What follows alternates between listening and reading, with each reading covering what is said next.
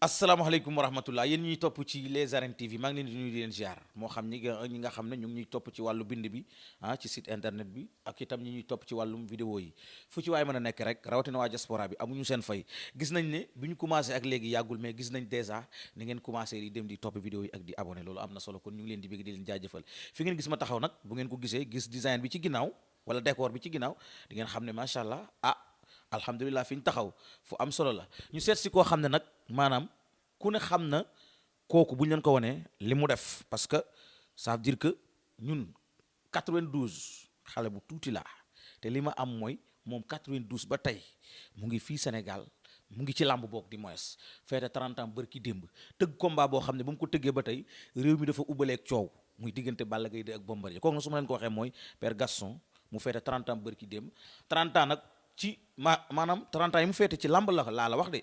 ci làmb ji mu jot a dugg di ci nekk promoteur boo xam ne bu ci dul numéro 1 tamit yaakaar naa ne jiitu ko ci dina jafe ñu koy ñaanal yàlla fan yu gudd wér gi yokku tey nag ñu fas yéene seq moom waxtaan pour fi mu jóge ak itam prochaine journée yi nga xam ne moom la jubat si ndax keroog man pétard ya ma gis arène nationale sa man damaa yéem man xam naa pétard ya seer na trop xaw ma fu mu jële yooyu pétard yàgg maar waaye pétard ya xam naa lam ca def ci xaalis waaye yooyu yëpp dinañu ko wax ci biir vidéo bi xam naa ne ndax boobu organisation dañ koy soxla. man la tuddul numéro 1 man maa ngi numéro 1 Serigne Modou Niang di numéro 2 ñun ñoo fi jiitu def fi lu fi kenn mësul def donc nan bàyyi coow yeeg yooyu nit ñi nañuy ànd ak lucidité bu ñu ñëw rek mel ni ñu tux wala ñu naan di wax lu leen neex. tux ak naan de baaxul. baaxul moo tax nag nit ñi doon war a lucide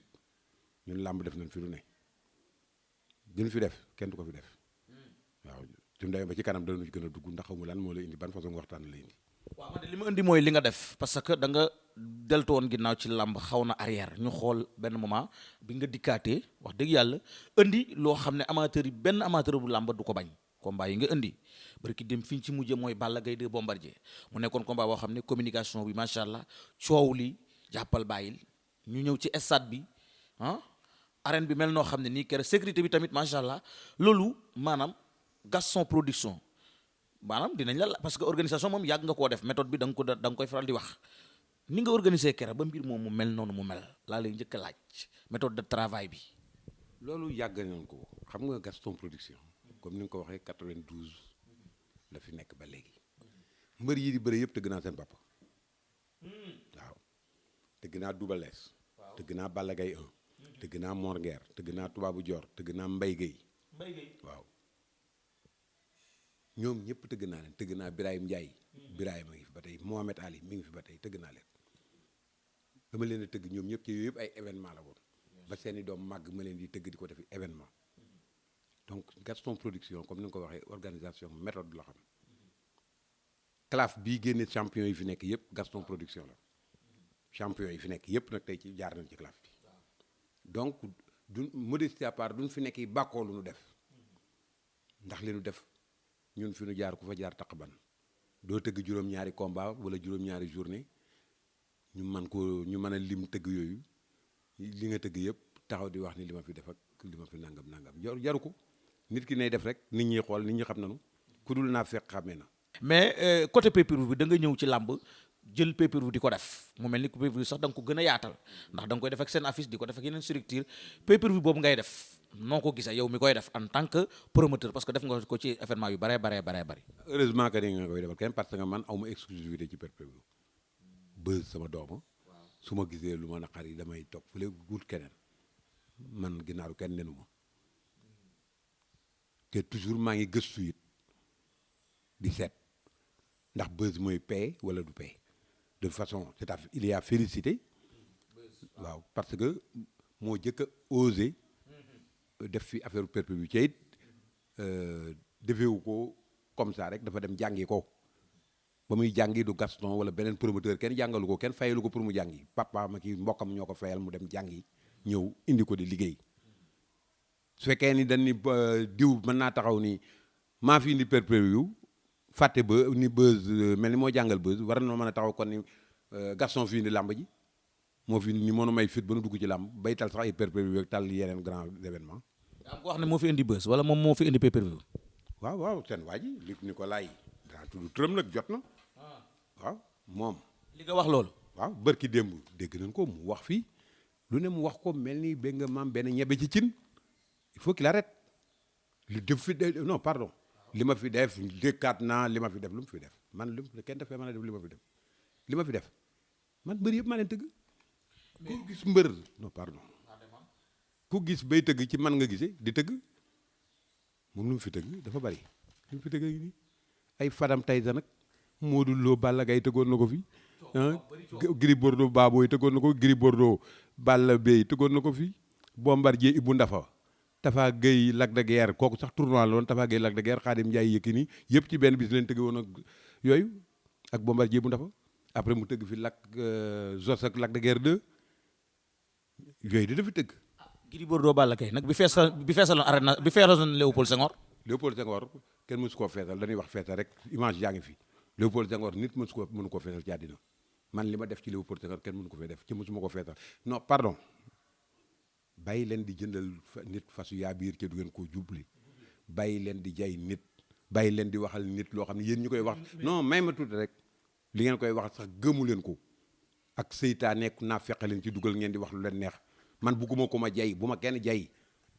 lu ma def mën naa ko waxal sama bopp mais lu ma deful duma ko gën di wax xam nga li ma wax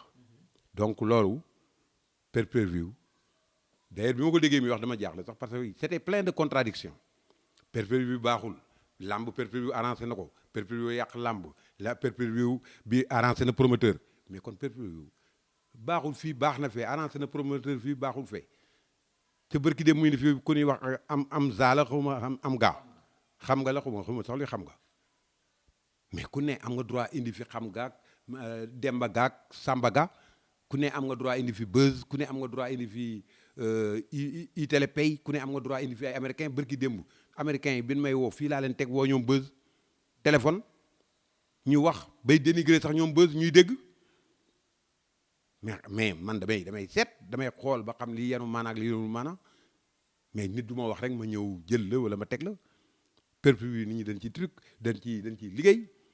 moom su ne pay-per-view baax na ci promoteur kay lu baax ci moom lay wut xanaa doo fay say centaine de millions ba pare di wut lu baaxul ci yow pay-per-view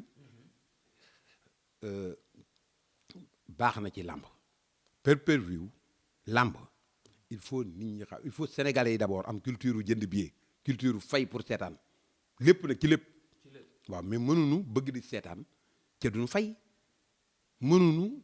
Gaston danoo soxla tel combat diw Luc danoo soxla tel combat ñu tegal leen combat boobu ay centaine de millions ñuy wax 5000 francs dafa cher 15000 francs dafa cher xanaa ñun suñu ndey liggéey loolu dara wala ñun danoo amee xaalis boo xam ne xëy na dañ koo jëlee ci drogue wala ci sàcc wala ci defar luxus wala yu ma xamul mais xaalis boo liggéey normalement mënoo koo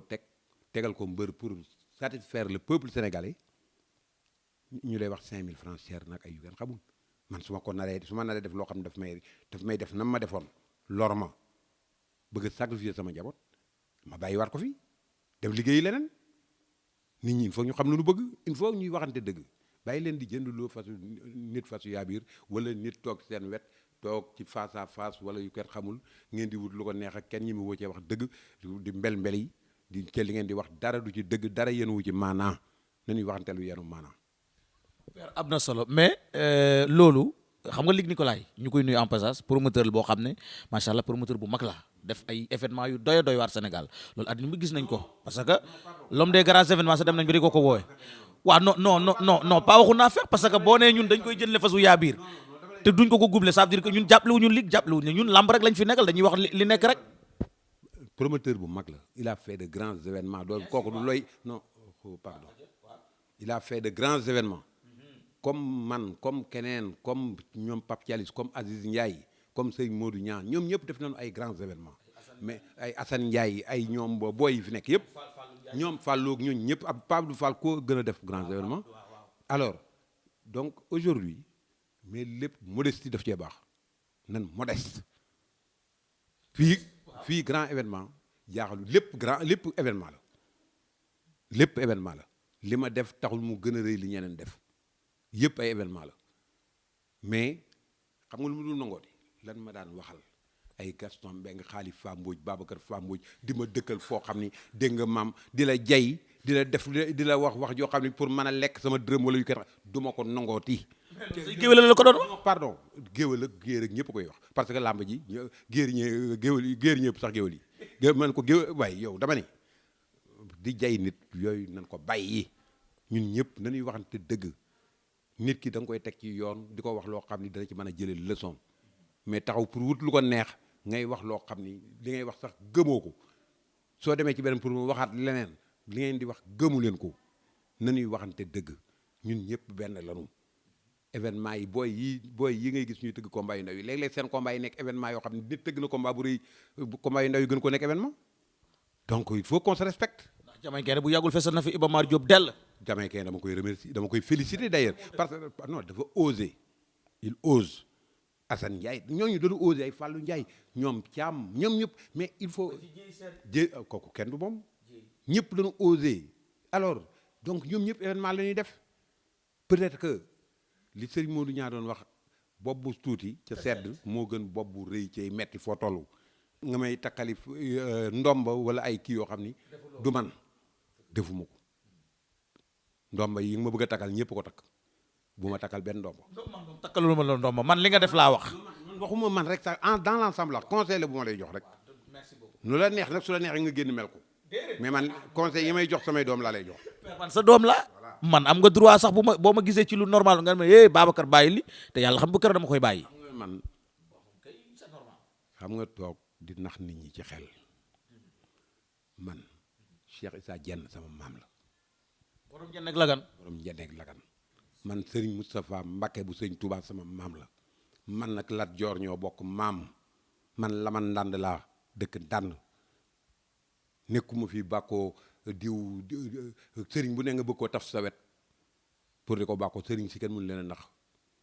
gëmuñu sax li ñuy wax nii ñun ay mbokk lañu ak ñooñu ba pare nag gëm leen aussi sama maam bi jur sama papa di Alaaji Salif Mbeng nekk ca Ndar ñu suul ko ci juma Alaaji Rawaan Ngom mu doon premier muqaddamu Sëriñ Babacar Si donc ñun danoo bokk ci yëf yi danoo bokk ci tarixa yi te ñoom ñu ngi may dégg xam nañu li may wax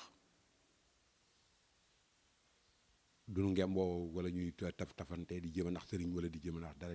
di tafu ci ay sëriñ non non non non nañ leen gëm ca génne leen ci affaire làmb yeeg yooyu ca tudd suñu tur rek waaw. kookoy Père Mar xam nga moom ay dëgg moom la koy wax waaye encore une fois comme ni ñu ko waxee rek ñun moom bu ñuy waxtaan wala bu ñu ñëwee ci promoteur lañ ko mën a wax rek mooy la mu def tey di nga defit macha allah làmbam da nga ci marqué sa empreinte parce que nee nga yaay numéro 1 kon. il fallait que kon defe naa ne ku la ne numéro 1 doo ko war a bañ xanaa waaw man nag du ma ne kii mooy numéro 1 wala numéro 2 waaye dama ne yaakaar naa te yow yaa confirmé ne yaay numéro 1 yow. àddina sax confirmé nañ ko mais bugguma sax di ko wax bugguma kenn di ko wax sax nan ma bàyyi nii rek may dem di bi jéem a bégal waa Sénégal di jéem parce que fii kenn mënu fi dara ko yàlla jàppale rek a fi nekk yàlla nañu yàlla kon ne di jàppale tey arène nationale bi am na ñu ko doon dingat pourtant tey fa la ñu weesu na baax combat bu ne xaj na fa bu ne nag xaj na fa kenn mënu faa tëgg ba combat bi ba arène bi du am poche bu ndaw te it perpétuité bi ñuy ñaan yàlla mu amélioré wu gën a dox moom lay wax ñoom buzz toujours amélioré leen gën a dox parce que nit ñi jënd code yi il faut ñu am satisfaction il faut que ñu tàmm toog ko mais itam sonn bi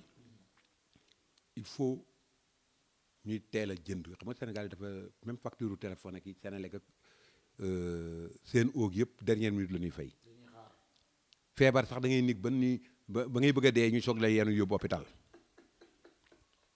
nañuy teel di jënd pay-per-view bi gis nga Sénégal yi dafa am xel macha allah gis nga ay affaire Instagram ay affaire WhatsApp ay affaire yu yëpp téléphone Sénégal yi xale yu ndaw yi sax nand nañ ko léegi nan jéem a initié wu ci pay-per-view ni ñuy capter cotes yi et tout ça dana dem ba parce que monde bi yëpp dañuy pay-per-view dana dem ba bis bi day jot rek nga bés benn kii rek puus daal di dugg mais doo nig ba bis ba ngay buuxanteeg di wax nun koy defeek yooyu yëpp nee naa ñoom bës teel leen a commencé communication bi jàngal nit ñi aussi teel di déglu teel di jàng nun koy defee et tout ça parce que suñ ko xamee ba miin ko problème dootul am te pay-per-view lu baax la ndax soo amee télé internet mën nga ko ci adapté sa waa kër yëpp seetaan mais nag kenn mënu la wax di wax ba Gaston Mbengue moom bàyyi pay-per-view du ma ko def du ma ko def ci àddina parce que làmb mënu la fay sama benn mbër làmb guichet arène mënu la fay mënu maa fayal reliquat waxuma la mbër bi mais mënu maa fayal reliquat Lions yi loo leen di wax ñu nga président nee na leen coupe bi la soxla bi yoon ñun ñëpp coupe bi la ñu soxla dañ ni man ko jëli ndam li rek ndam la ñu soxla kenn mënu nu fee indil beneen wax bu dul ndam du question waxi corona wala comme ni ngeen di waxee nii ci làmb ji corona bi lii corona bi laa corona bi ñun ñëpp ñun la fi nekk dafa ñëw yàllaa ko fii ni ñu ñaan yàlla mu jóge fi ca dëkk ya fa nekk yëpp daja fa ñëpp ay nawle lañu ñëpp la corona bi nekk seen dëkk nan ñaan yàlla di moytu dirigeants yi di moytu joueurs yi bañ leen a jege les fédéraux fexe ba kenn bañ a jege joueurs yi même ñoom seen bopp ñuy moytu joueurs yi parce que je ne peux pas concevoir que bërki dem bi ñuy dem ay dirigeants ak ay joueurs àndandoo ba mu am ay dirigeants 8 dirigeants yoo xam ne dañu soppe virus bi ak 3 joueurs yi dañ leen war a protéger bunkeriser leen ba kenn du leen jege ñu dem football ci jàmm ak salaam jël coupe bi indi loolu la ñuy ñaan yàlla. coupe lu ñu leen laaj la dañoo sonn ci ay commentaires yu bari commentaire nañu depuis 1960 ñu ngi commentaire ça suffit. yor ay joueurs yu baax de ñoom Sadio Mané ay Mendy. non ñun ñoo ëpp joueurs yu baax fii ay joueurs yu baax la ñu yor mais question d'organisation et de méthode bi may wax ci làmb ji rek la il faut que ñu organiser leen ak méthodiquement aussi ñu mën a dem liggéeyi pour indi ko parce que tous les joueurs se valent dans l'équipe nationale ëppante tour fa nekk rek mais ñoom ñëpp benn ñoom ñëpp man football. yow di nga fa dem Cameroun xanaa bu final ba jotee bu Sénégal di final incha allah rabbi. demi final rek suñ ko àggee ma dem su neexee yàlla ak yonent bi su neexee yàlla parce que bu nañuy jiital toujours yàlla rek nañu koy jiital suñ ko jiitalee rek nekk ci jàmm waaw. kontaan ci yow Père. maa gën a kontaan ci yéen nit ñi nañuy atte dëgg rek cay wax dëgg cay soo nekkee Gaston wax ko dëgg bu lu neex Gaston man bëgguma sax kuy wut lu ma neex d'ailleurs du ma def de kenn du ma invité émission ba may ñëw di wax nañ def briefing ak loo ma war a laaj man def foo waaw man du ma ko def. et puis ku la woo nga jël. waaw non loolu la et puis ku dul juum amul ku dul raté ay face à face raté ko am na fi bon macha allah Gaston production nag mësu ko dal mais man na maa dal nag mais mësu koo dal mais yëpp ci organisation bi par en collaboration avec la police nationale may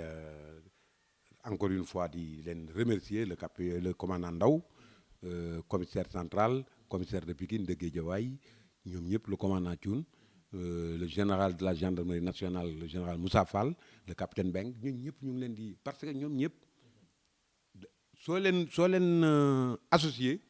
ñu jàppale la soo leen associé wul sax ñu jàppale la mais soo leen associé ñu day gën a yomb donc face à face yi mbër yi nañuy respecté face à face yi man loolu rek laa leen wax nan koy seen àndandoo yi nañuy respecté les face à face de lu ñu signé ci ay contrat te ban koy signé ci contrat supporters yi yàq face à face yi kenn fekkewul woon ban koy signé parce que boobu da nga doon jël ci xaalis nanguwoo indaale nanguwoo kenn gis xaalis bi donc nan leen wax ñu report man day Gaston production sama lamb yi di ñëw su neexee yàlla yonte bi lu mu jaral saay-saay bi pour mu yàq ko dana ma jaral lu ko ëpp pour mu bañ a yàq waaw. leer na yàgg maar koo koy Père Gaston comme ni ngeen ko xamee rek moom waxam la mu sentir lay wax nit tamit noonu la parce que loolu mooy àddina waaye encore une fois rek ñu nuyu ñëpp di ñaan ñëpp jàmm di wax ne ñun tamit incha allah rabbi comme ni mu ñu conseillé parce que lu mu ñu wax rek dañ koy jàpp comme conseil parce que suñu waajur la ça veut dire que mooy nee na bëggul ñu nekk naafeq yàlla nañ ci yàlla jàppale ba duñ ko nekk nee na tamit bëgg nañu teg suñu liggéey ci yoon bañ di tagg nit te du def lañ koy taggee loolu tamit wax na dëgg conseil la dañ koy jël